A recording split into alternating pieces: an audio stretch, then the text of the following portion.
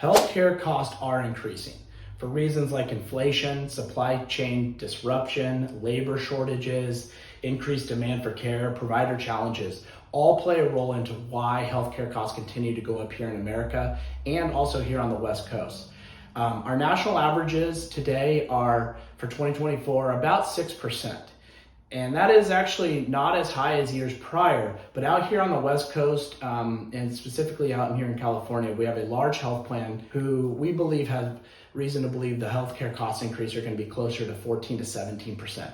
So a very challenging renewal season for most employers if you're in a small to mid-sized employer. So I thought I'd give you an effective tool or strategy that you could deploy in your organization to help steer people from more expensive traditional HMO or PPO products and guide them to lower costing HSA plans that will give them a pre-taxed account to go pay for care on a pre-tax basis, ultimately lowering the overall cost of healthcare. And I'm going to show you how that works. So let's take a traditional PPO. May come with a $250 deductible, a $3,500 out-of-pocket maximum.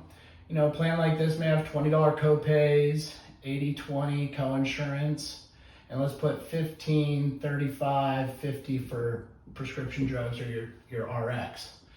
So this is a traditional PPO. This plan would probably run someone down here in San Diego about $550 per month.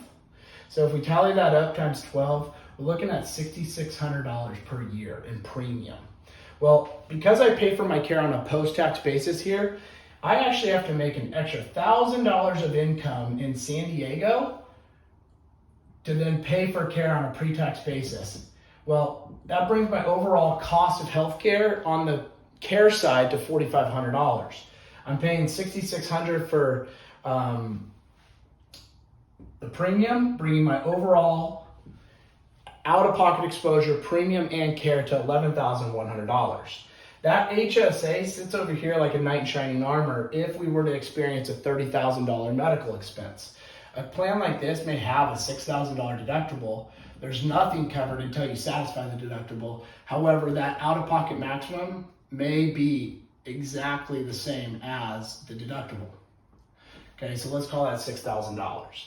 Well, a premium on this type of plan for, let's just say, a 35-year-old down here in San Diego is coming in at $425, right? So annualized, we're looking at $5,100 in premium. Well, the difference between the $6,600 and the $5,100 leaves us with $1,500 in savings, okay, for an overall premium savings. We can, employer, put that money in on a pre-tax basis into the employee's HSA account. That money is going to grow tax deferred, right? And then when we pay for care, it's going to come out on a pre-tax basis. Okay, so this is very different mechanism than paying for the exposure on a post-tax basis. So in this situation, I have a $30,000 medical expense. I'm going to pay $4,500 post-tax, and it cost me $6,600 in premium to get there, bringing my overall cost to $11,100. If I were to take this $1,500 here and we buy down our cost of insurance on this side, it's going to leave us with $4,500. This now becomes our out-of-pocket exposure. We add those two numbers together, we're at $9,600 versus the $11,100.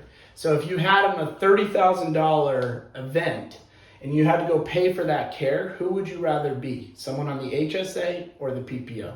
Same exact provider network, just showing you a way to save money for both the employee and the employer. Good luck to you out there. DM me for more and reach out to a broker like Hub International to help you today. Thank you.